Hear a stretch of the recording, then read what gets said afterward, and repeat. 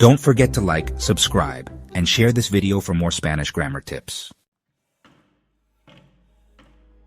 Hola, amigos. Let's embark on an exciting journey into the heart of the Spanish language, focusing on a verb that plays a pivotal role in expressing past experiences and completed actions. Say hello to aber, the A verb as essential to Spanish as tortillas are to a Taco Tuesday.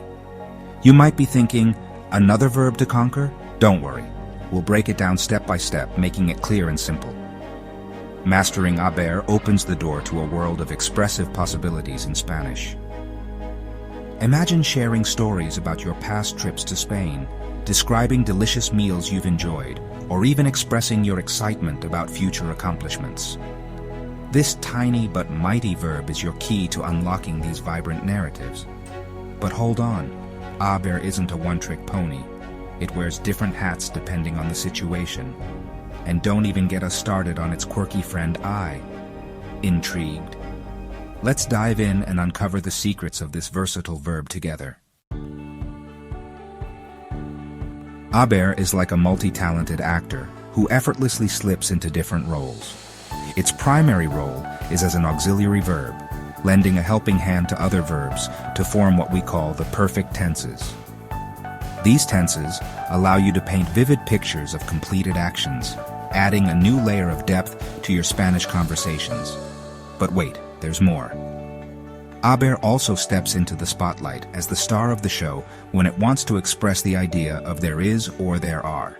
In this role, it's all about indicating the existence of something, like that delicious plate of tapas you're about to devour. Think of it this way, haber with another verb is like a dynamic duo, working together to express completed actions. On its own, haber transforms into a master of existence, revealing what's present in a given situation. Pretty cool, right? Let's take a closer look at haber in its various forms. Like any good verb, it likes to dress up differently depending on the tense. Don't let this intimidate you. It follows predictable patterns. Present tense, yo he, I have.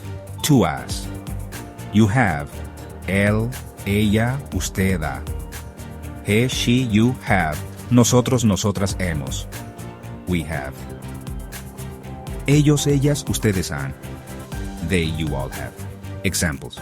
Yo he comido paella. I have eaten paella. Ellos han viajado a México. They have traveled to Mexico. Past tense, imperfect. Yo había. I had, tú habías. You had.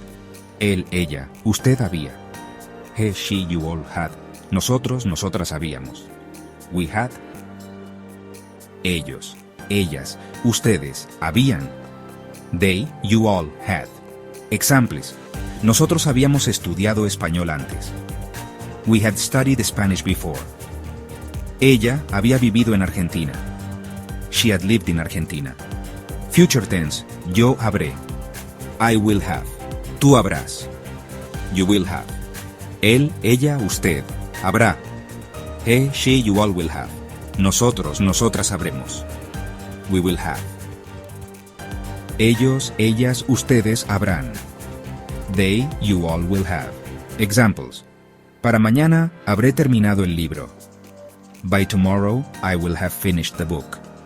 Habrán llegado a tiempo. Will they have arrived on time? Remember, practice makes perfect. As you familiarize yourself with these forms, you'll become more comfortable using haber in various contexts. Now let's put on our construction hats and learn how to build perfect sentences with haber. Remember those perfect tenses we talked about? This is where it all comes together. To create perfect tenses, we combine the appropriate form of haber with the past participle of the main verb. The past participle is like a special code that tells us an action has been completed. For regular verbs, it's formed by adding ado to the stem of ar verbs and ido to the stem of er and ir verbs. For example, the past participle of hablar, to speak, is hablado, and the past participle of comer, to eat, is comido. Let's see it in action. He visitado España 2 veces. I have visited Spain twice. In this sentence, He is our trusty auxiliary verb, and visitado is the past participle of visitar. Together, they create the present perfect tense, indicating an action completed in the past that still holds relevance in the present. Here are some more examples. Habíamos estudiado mucho para el examen. We had studied a lot for the exam. Ella habrá llegado a casa cuando tú leas esto. She will have arrived home by the time you read this. See how haber acts as the glue that holds these perfect sentences together? With a little practice, you'll be building flawless sentences like a pro. If you found this lesson helpful, don't forget to hit the like button, subscribe for more Spanish tips, and let us know in the comments how you're using haber in your own sentences. Hasta pronto. Gracias por ver. Dejen sus preguntas sobre el haber en los comentarios aquí abajo y pendientes para más lecciones.